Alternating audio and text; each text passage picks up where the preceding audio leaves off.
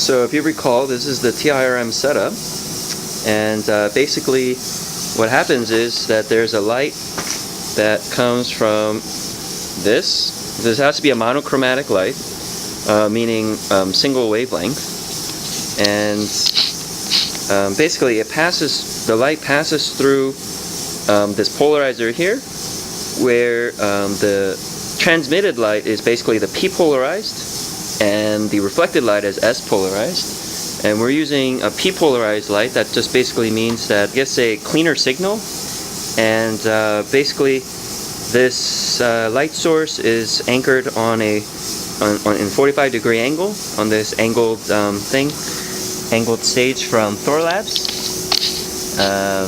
this piece, and this light source itself is 660 nanometer wavelength, also from Thorlabs, held in place by this optical component, this guy, usually used for it's a holder basically, and then there's a 1-inch post here that is in place with a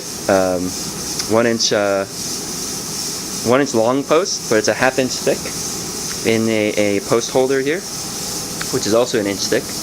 And the LED is controlled by this driver here, and this driver is set at 1 amps, and the limit is 1.2, but you don't want to go higher than 1 amp for this LED. So this is the driver, this cube, and if you turn this dial, you turn the light on, basically like that. Okay. And the rest of the optics, if you remember, I said,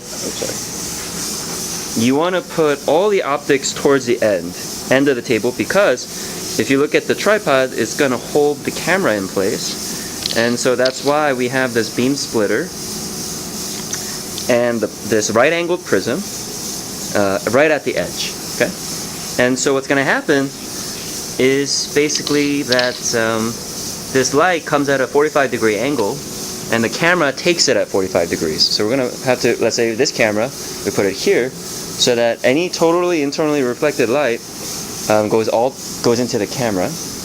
Okay? And this right-angled prism is basically what we're using to